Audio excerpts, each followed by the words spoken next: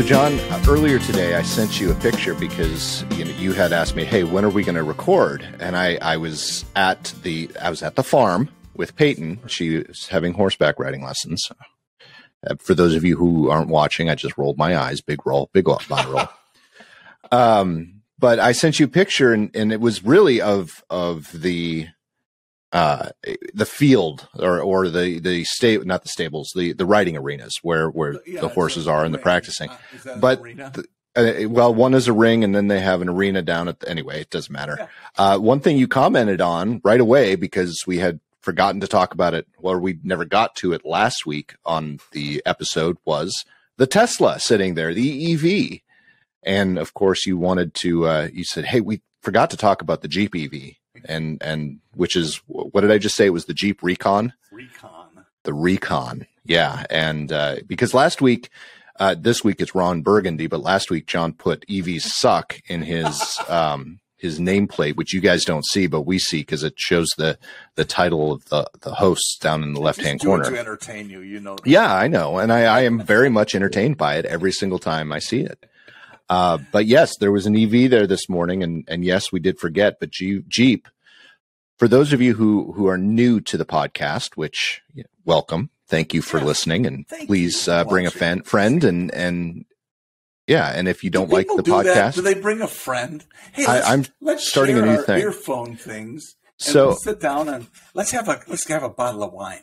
I love it. I think that's a fantastic idea. No, bring a friend is on my brain because this week was Bring a Friend week at Jen's studio. So that's what we've been advertising. So sorry if it's stuck in my brain. No, that's good. How did it go? It went great. She got a lot of interest. Now we just have to get them to become paying customers, which is always important. But it starts with bringing a friend. That's a great idea. That's exactly. And same goes for all of you. If you have someone you think might love this podcast as much as we love making it, which we really do love making it. Yeah, we do. I look forward to it every week. Yeah. I get really disappointed when we can't do it every week. It's kind of like my therapy session. And BetterHelp is not a sponsor. I like that you're not lying down. Yeah. Well, I was earlier. I had my chair. I was like, woo! I sat down. I forgot that it was unlocked. Anyway, so where were we going with that? Bring a friend. Oh, if you have a friend that love the episode. If you hate the episode, invite someone anyways. Bring an enemy. We'll make their ears bleed. No. So yeah, we were at the ranch doing horseback riding, and there was a Tesla parked next to me. And of course you all know, if you have listened, that I own a hybrid Jeep Wrangler. So I have a Jeep Wrangler 4xe Rubicon. Mm-hmm. Love it. It gets about 24 miles to a charge. Mm-hmm. Which, honestly, we've discussed this before. When you're driving around town, wait. 23 or 24 miles to a charge. Yes. So then what? So it is a plug-in. So I know we've gone through all of this before, but it is a plug-in hybrid. I want to make sure. So what that means is I have both a gas engine and I have the battery. Mm-hmm. So I can go either. Jeep is one of the only, I think it is actually the only electric vehicle or electric plug-in vehicle that will allow you to select which you are. So I can select electric only, I can select hybrid, or I can select gas only. When I have gas only, the engine will charge the battery. Okay, so if you are hybrid, does the engine charge the battery too? It does not. Okay. I wish it did. It should, and we'll get to that. No, I'm sure there's some that might reason, be future technology. Maybe so, or some reason that it can't. How often do you physically plug it in at the house? Every single day. Okay. Every time I park in the garage, I plug it in. So it's like on my Harley, I have a trickle charger, which charges the battery, and it's constantly plugged in just because it doesn't hurt anything, unlike electronics. If you leave something plugged in, it's going to constantly pull. No, once the battery's charged, it stops pulling power, period. And I can also schedule. So even if, for example, when it was hot out, it was scheduled to only run at night. But so there are different levels of chargers. There's a level 1, a level 2, and the level 3 charger. Okay. I've never seen a level 3 charger, but it's supposed to be just insanely fast. A level 2 charger will charge my Jeep in 2 hours. Oh. My level 1 will take 12 to 14 hours to charge fully from zero. Which the battery is never zero, by the way, but that's a whole other long story. Anyway, so it's very interesting the way it works, and I love it. When I'm driving around town, 24 miles to a charge is fine. I mean, we went to the studio, went and washed the car today, or the Jeep. Then we went to the farm, we went to Starbucks, then we came home, and I still had half my battery. That's awesome. So let me just interject, because this is this would be the one question I would think that we didn't address. If you have a full tank of gas and a full battery, what's your total range, if you had to guess? About 3. I know, because I just looked. Okay. So this is interesting, because I want to talk about this too. When you fill up in the summer, when it's hot out, you get less fuel in your tank. Okay. Normally, I don't see that when I'm looking at the tank, because it just goes up to the top, and you don't actually see that you might see it in your mileage, but you don't really see it. In the Jeep, it actually won't go all the way up to the top. Like I have sat there and did the thing you're not supposed to do, and just keep filling and keep filling and keep filling, and it still wouldn't go up to the top when we were hitting the hundreds. Now that when I filled the tank the last time, it was 60 degrees out, 64 degrees out, and my thing went all the way up to the top. So that was the first time I've been able to do that since last winter. So now that I've gotten used to it and blah, blah, blah. Anyway, so I looked at it. I had a full charge. I was at 96% charge, which was still 23 miles to my charge. When I went to the gas station, filled it up, and it told me I had 320 miles total range. That's strong. That is internal combustion engine comparable. Yes. Yeah. For something that size, when you're driving a massive brick. When you have a full, but the ICE isn't as heavy as the EV, just because of the batteries and the motors and blah, blah, blah. Right. Right. So, so that is a different story, at least. But if you know that you don't have, it's not a huge deal for you. If you, what happens if your battery dies? Well, you have the backup of the fuel. If you run out of fuel, it's just like any other ICE vehicle. You got to stop and get some gas. Well, the chances of finding a gas station as opposed to a charging station is typically much easier. Right. And so you're covered. And it's more workable in the case of what was the thing that the full EV. Yeah. Somebody said that 98% of the electric vehicles are still on the road. The other 2% made it home. That's good. I like that a lot. I really do. Knowing, and that is the joke. You know, if you're out, there's another YouTube dude that he has a Lightning, or did a test on a Lightning. I think that's what it was. But he went to absolute zero in the battery, or as low as it would let him go. And he even did some adjustments to get more out of the battery, as much as the truck would let him. Anyway, ended up pushing it about a quarter mile or something like that, with help from others, because dang, it's heavy. Yeah, I bet. Yeah, no, for sure. It's really interesting too. The Jeep will switch between. So once in a while, I'll just hit full electric when I'm taking Peyton to school or something, and that's on the freeway. Which, when you hit a certain speed on the freeway, especially in Nashville where it's very hilly, it's going to switch over to the engine when you're in hybrid. So I switch it to electric. But once the electric motors heat up too much, or I've gone too far, or I hit below a certain percentage, it switches back to hybrid. And it defaults to hybrid all the time. Well, and I think that's what you want it to do. Absolutely. Oh yeah. So to all of that, again, when I'm driving, you know, I am one, I would never have expected, this is my third Wrangler, but I would never have expected a Wrangler to get 30 miles to the gallon. And when I'm around town, that's what I get. I fill normally, up until I started taking Peyton to school, which will probably change because I haven't been traveling as much the last few weeks since school started. So that might change, and Jen might have to do that more often. But I was, up until now, only filling my tank once a month. Wow. And I was getting 30 miles to the gallon. And for those of you who don't know Jeep, the best I've ever done previously was 14 miles to the gallon. Wow. And that was my first Jeep. My second Jeep only got 12. That was the best I could ever get that one up to. So, bigger tires. That is pretty darn cool. Yeah.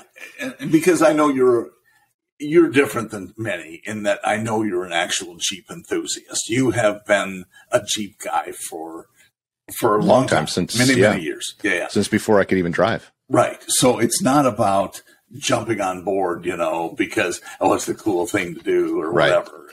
So I think that's good. And I love the fact that you're still happy with the capabilities of it. And I love it. It does what you need it to do. Yeah, I couldn't imagine. Our buddy Matt actually asked me if I was considering what I was going to do at the end of my lease. And I said, well, one of two things. I might trade it in if, and this is a good segue into why we're talking about this, if the battery gets more range. Right. So if I can get a new Jeep with more range out of the battery, I'll trade it in and get a new one. Okay. Or I'm buying it out. Yeah. There is no, I'm getting rid of it. I mean, awesome. It is, I'm done. My Jeep, the other thing that would ever cause it would be a bad accident where I totaled it and had to get a new one. That's the only thing that would probably get the Jeep out of my life at this point. Well, let's keep praying that doesn't happen. But let's talk about the Recon, and it's interesting. I didn't read it, but you sent me a picture of the was it the article? It was it was just the article, and it was just there was just the Recon. It wasn't a side by side, but I thought it was a Ford Bronco. Yeah, so we were arguing before we jumped on here because it's like you sent me a Ford Bronco. It was a discussion. You thought you were right, and I knew you were wrong. Which is so rare because you're always right. I know. Sometimes I just like to make crap up so you feel like you could be right potentially. Potentially. Yeah. Well, I appreciate that. I like it when you're wrong because I know that I can make some comedy out of it. And then I can hear Lisa giggling the next time we record because she's listening to the previous episode. Did she like the call out, by the way? I noticed she reacted on Instagram. She did like that. I think she was just in a good mood because of my chock full of nuts thing. Oh, probably. Yeah. Who wouldn't be? Anyway, so the Jeep Recon is a full electric Jeep concept that looks just like a Ford Bronco. It does look it's got some stylings that look like the Ford Bronco, mainly because you can take the doors off. Hold on, just wait. But it has some other styling cues come from Venezuela. Range Rover, my ass. I know. I think if you look at the taillights, I think it looks a lot more like a Range Rover. Anyway, it is supposed to be a little bit smaller than the Wrangler, but it's supposed to take styling cues from the Wrangler. It does not have round lights. That was one of the very first things that they called out when they were explaining what it's supposed to be, but it's not supposed to be a Wrangler killer. Those were the two first points. Yeah, it's not supposed to be a Wrangler killer, and it's not supposed to. Yeah, it's not supposed to take its place. But here's the question. Okay, and so I look at it and I see the Jeep vertical grille, but it still looks like a Bronco, if you ask me. But the Hummers used to have vertical grills too, because they actually had the original vehicles apparently that had that, and whatever, it gets all muddied up from there, but that's neither here nor there. It does look like it. I think it's an interesting. I don't think Jeep did great, if I may say, with the Liberty. I thought that was just a glorified grocery getter. Yep. I mean, that's really all it was. It was supposed to replace the Cherokee. Good gosh! And actually, in Europe, they never owned one. I loved we had a Cherokee. I loved it. I did too. We had the old Cherokee that was the square body Cherokee. Yep. And then we had the Grand Cherokee, and we loved them both right up until the trannies went on both of them. Yeah. Yeah. I heard that was, we had to turn in, it was my mom's. We had to turn it in because of, it was a lemon. Yeah. We had the brake system replaced 5 times. I think that's normal. Did they tell you that's normal? No, that would be now. Actually, you're lucky 6 times. 6 times is normal. You're lucky. Yeah, you're very lucky. Anyway, so the Recon is 100% electric, and it is supposedly, no one knows because it hasn't been released, obviously. Yeah. It's trail rated, and they're going to launch it next year. So they're going to start launching that. And then they have 2 other models that they're going full electric. One is not going to be released in the United States, and the other is what they're calling the Wagoneer S. So it's not going to be the size of the Wagoneer. It's probably going to be more like the size of a Grand Cherokee, but it's all electric. Interesting. Those are their entries into the EV world. Yeah, but of course they're going to make the 4xe. Go ahead. No, I was just going to say they are saying trail ready, as you mentioned. Yep. And in some of these shots, it looks more like I don't know if I can put my finger on it, but the Wranglers, when you take the doors off, it kind of looks like it belongs without doors. Yes. And whereas the Recon in some of these shots, take the doors off. No, it looks like it's a car missing doors. Yeah. Yes, it does. What the hell is that? Yeah. So I don't know. I'm not 100% sold. They was a little intriguing, but you're not going to get me, a Wrangler head into one of those probably. Now my wife might drive one. Yeah. As you said, maybe if you get the battery element in there and suddenly did I say element like Honda element? Yeah, it kind of looks like that too. Not really. But I could see you would, it's smaller than a Wrangler just by looking at it, don't you think? Mm-hmm. Yes, I think so. Yeah. Yeah, and it's still not quite as versatile either because you can take the doors off, but you can't take the top off. You can just get the sliding roof. Oh, it doesn't have on some of the Wranglers. Top option? Yeah. No, it doesn't have a soft top option. Nope. That would be a soft toption. Well, that's what it is now. It's a soft toption because anyway. So I think it's just really interesting. And I actually had my wife's uncle ask me a question probably actually now more like a year ago. And he said, where do you think the car industry is going as it pertains to EVs and battery? And I told him, I said, I don't think, and I still believe this to a certain degree, I don't think that EVs are going to be they're going to take over the industry as much as people think they are. And I did add one thing, which most people would probably forget in the conversation. And I said, the main reason is because we don't have the infrastructure. So one of my biggest complaints about where I live right now, Nashville, which we have Nissan, we have Mitsubishi, we have GM here, plants, all that do EV stuff. So there are certain parts of the city you can find a charger all the time. Like if you go to Franklin, which is where everything is headquartered, you can find EV chargers everywhere, right? Still not very many. So, for a car parking lot that has 300 spots, they'll have 3. So, you're very limited. And of course, everyone's driving an EV, so you just never find a spot. Yep. My part of town, I live in the Bellevue section, so I live on the west side of Say it like Mr. Howell on Gilligan's Island.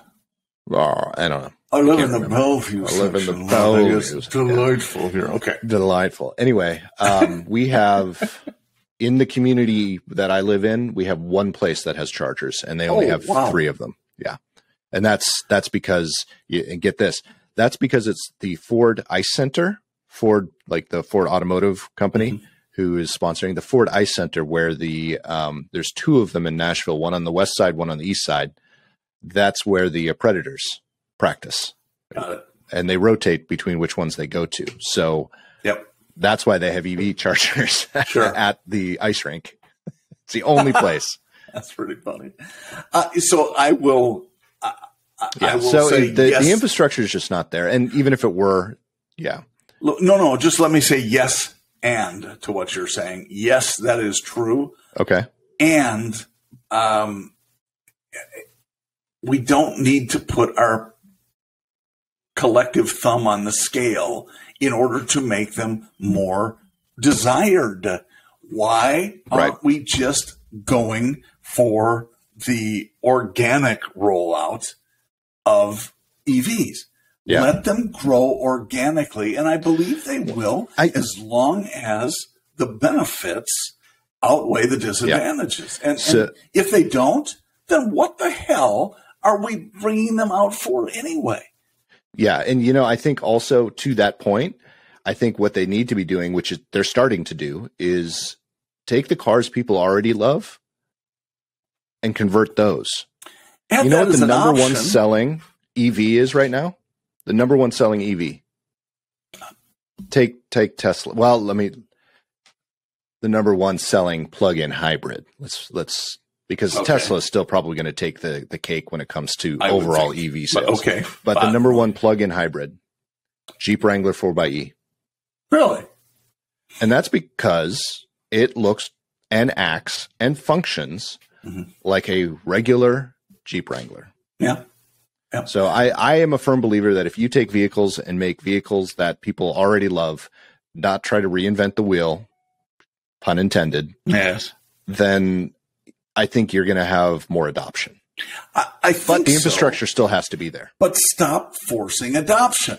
That's the thing that pisses me off. And that's where the government, who is I'm not going to get on a roll, but this is beyond their scope.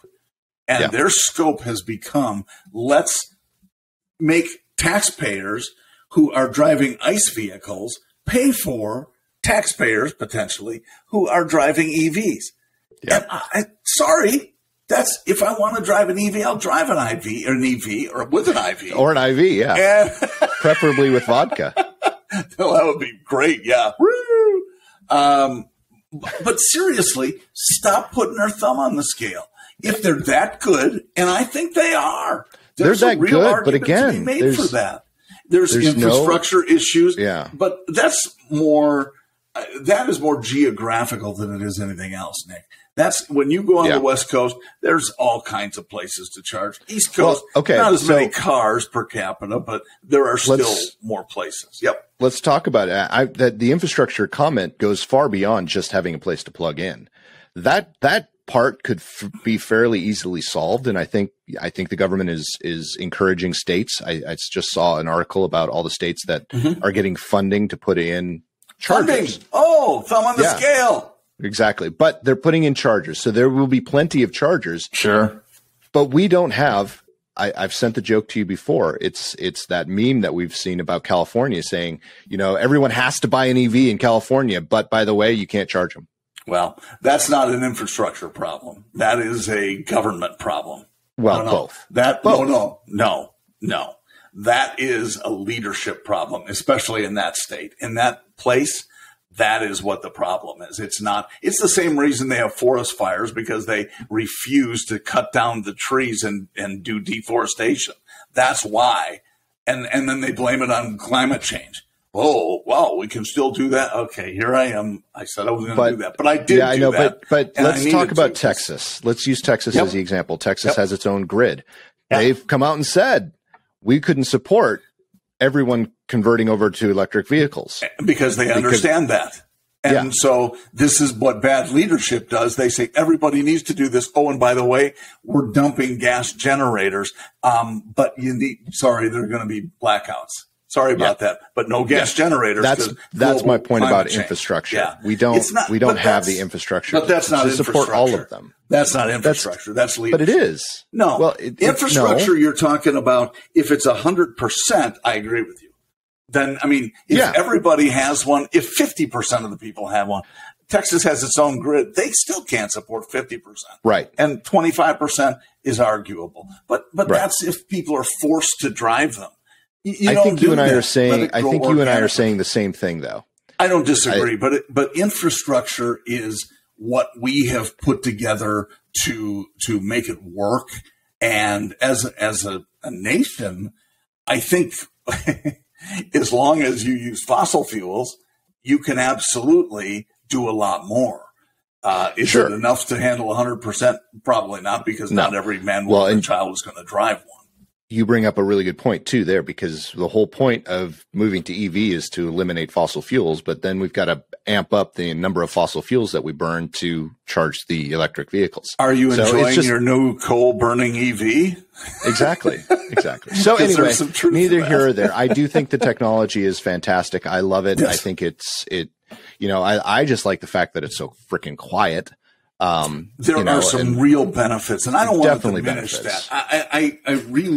I would own one if given the right circumstances. And I really think a hybrid's a better call, just because of what we talked about earlier. Because you don't have to worry about being somewhere without a charge. I mean, it goes back to the Future with Doc Brown going, waiting for a bolt of lightning to charge up your EV. And so aside from that, though, I think it's a wonderful technology. Let it grow organically. Stop forcing it, because that has negative outcomes on the used car market.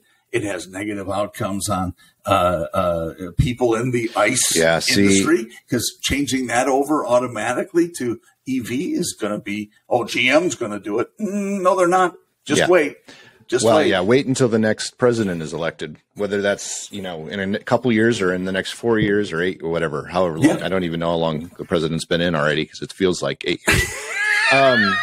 Did I say that out loud? Me, non-politic person, said that out loud? Anyway, I think too. Non-politicalish. I'm non-politicalish. Non-politicalish. Right. I forgot where I was going with that. I'm sorry. That was worth it, though. Yeah. So anyway, things will be different potentially with the next president. Well, maybe not. That's where I was going with that. Maybe because, not different. If you look at how often it goes back and forth politically, go back the last, 5 presidents, 6 presidents, and it's every other time it's, goes Republican, Democrat, Republican, Democrat. It could potentially change, it's weird. Sure. History is weird that way, but if we're waiting on them to solve our problems, we're looking in the wrong direction. Please, let's solve our own and not have government do it. That's always been something that's said. You want to solve a problem, let the open market solve it. Yes, they're the ones that have the brains and the money. Speaking of, I was reading an article today about the IRS and the number of people that they're going to be hiring, and it was interesting that they said, this might be. Of course, I closed it already. This might be kind of tough, because we're implementing all these regulations. So all of the accounting firms that are out there are paying 3 times what the government is going to pay for these people to go and handle the regulations in their firms. So the government has to compete for people against those firms that are hiring all these other people. Wow. I really, you didn't think about that before? No, I guess exactly. And that's what you see. It's like, we'll deal with it later. Yeah. Really? So that was your article. Mine, I thought this was cute. This lady in North Dakota, her name is Adele Hankey, from Park River, North Dakota, was a pen pal with Queen Elizabeth II. Oh, they shared the same birthday. And so they wrote notes back and forth. And it's unclear whether, it was every single year or not, but they were sort of like pen pals and talked about she knew what the Queen's favorite foods were. And, she's 96 now. And so I'm sure her memory's maybe a little bit foggy, but I thought, that is really cool. And the Queen of England would write her, thank her cool. happy birthday cards. So often, however often it was. That's really I cool. thought that was pretty sweet. Yeah. Very cool. That's why we like the Queen. Yeah. Yeah. And watching all of that, that's interesting how all of that's working and playing out, but very well planned. Obviously, she was planning most of it the entire time. Sure. And so interesting too. I want to add to that. I was having a conversation with my boss, and I think I'm pretty safe to know. I don't think he listens. So yeah, these are the famous last words. Yeah, right. Well, nothing wrong, but I'm just going to be calling out his birthday. I was asking him how his birthday went and stuff like this and blah, blah, blah. And we were talking about, and he was talking about how he hates his birthday. He doesn't like to tell people about it. Mm-hmm. Hates it when people bring it up. And, it's been a very quiet thing and stuff like that. And we're talking and I don't remember how we got there, but then we started talking about my birthday. And he's like, oh, wait, we were talking about it because he was talking about how he hates it and that he doesn't tell people. And I say, I'm the same way. I don't tell people when my birthday is at all. I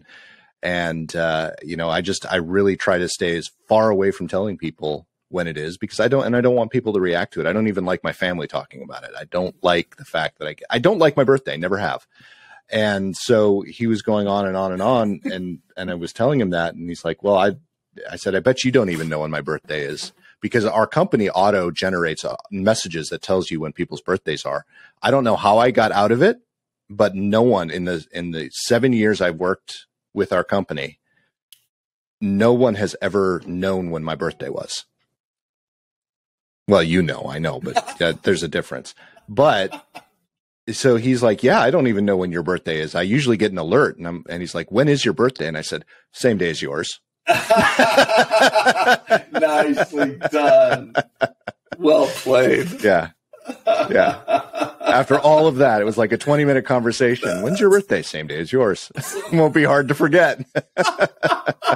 That's really good. Yeah. Now it doesn't put any pressure on you to remember his. Right. Yeah. Not saying exactly. Happy birthday. Yep. That's great. So anyway, I thought that was a funny story. But Peyton's birthday is a few days after mine, and that was a lot of fun. A lot of Asian food was eaten for our collective birthdays, and what sorts? We did. And what is she like? We did sushi for mine, and we did teppanyaki for hers, which I usually do teppanyaki, which is hibachi. Okay. Oh, got it. Teppanyaki. Yeah, it's what it was. When I was growing up, that's what we called it. I try not to eat any food with yucky in the title. Not yucky, yaki. Yucky. Okay. No yaki. Oh, yak. That's even better. I know. Yeah, so it was fun. But does Peyton eat sushi? She loves yes and no. So she'll eat California rolls all day long. Oh, well. But yeah, it's not real sushi. No. Yeah. She actually likes the salmon rolls too, but when she found out it was still raw fish, then she was like, no. So it's just getting past some of that Would stuff. Would she do a tuna roll? I tried to get her to do a tuna roll, but she wouldn't. No. Yeah, and I love it. She likes her tuna steaks medium rare. So yeah. Yeah. Well, that's interesting. Yeah, those are usually the ones that are the easiest. Yeah. And I'm good with most of it. We went. We took a client meeting. Client who was paying us. Let's just say spending a boatload of money with us every month, and so we just decided to do a dinner. Client dinner, and it was in LA, and we went out, just choose the spot, tell us where you want to go, and he chose Sushi and brought like 4 or 5 of his team with him, and it was all fine.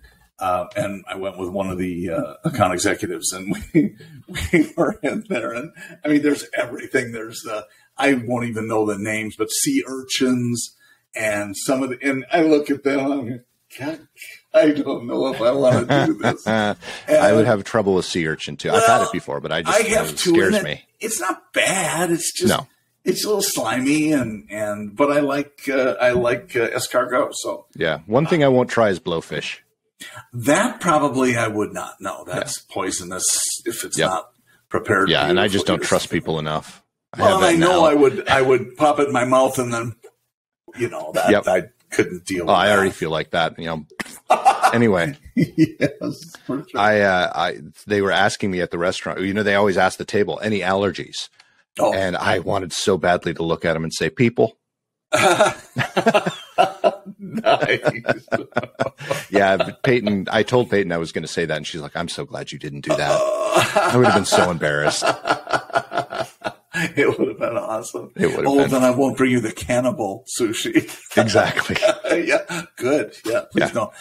Next time we have my friend Matt Pitzner on, which we should sometime soon. Yeah. He has an amazing story about a sushi restaurant, but more importantly, a sushi chef. I think it was near LA, Newport Beach or something like that. Okay. Oh my gosh. And the chef he had, the owner of the place, was just incredibly funny. And Matt, of course, does a good impression too. So anyway, we should do that, have him relate that story. I've written it down. So good. Maybe he'll probably see the title and go, oh, I've got a great story. And then he'll take care of getting on the podcast for us. And it'll be done and done. Hilarious story. So anyway, I think anybody who's eating sushi at a restaurant, I am always careful not to order tempura if I can help it, because you will smell like tempura for the next 6 or 7 hours unless you shower. And same with a hibachi restaurant. If you go to a good hibachi restaurant, you will smell like the hibachi. But I still that's a family thing. It's once a year. Fantastic. Yeah, we had so much fun. And so what did Jen eat? Was there some stuff that she won't eat? Because I know Jen pretty much eats everything. Vegetarian. She's not. Vegetarian-ish is a good way to say it. She still eats meat, but she tries not to. It's very rare. Yeah, exactly. Very rare. I love that. No, she avoids it as much as she can, but she still eats it because we all do. It's one of those things we tried so hard to adapt Peyton to our eating, and we've gotten to a point where it's just like we're just adapting to her because she needs to eat. For those of you who have not seen a picture of my daughter, she is a rail. She just does not. I mean, we try to any way we can get calories into her body, we will. Yeah. And so we've pretty much gone to. You can even tell by my face. I mean, I can't keep my weight at a healthy area because I'm eating all the crap that we give her. Well, Nick wanted to get somebody else on the podcast, but then he said, "Who makes me look thin?" And so exactly. That's why he selected me. A number one reason, 100%.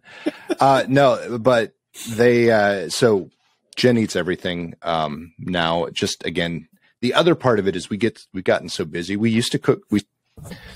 Stumbling over my words now. So we tried to get her to do it. Then we started making 2 meals. So we'd make one for Peyton and then make one for us.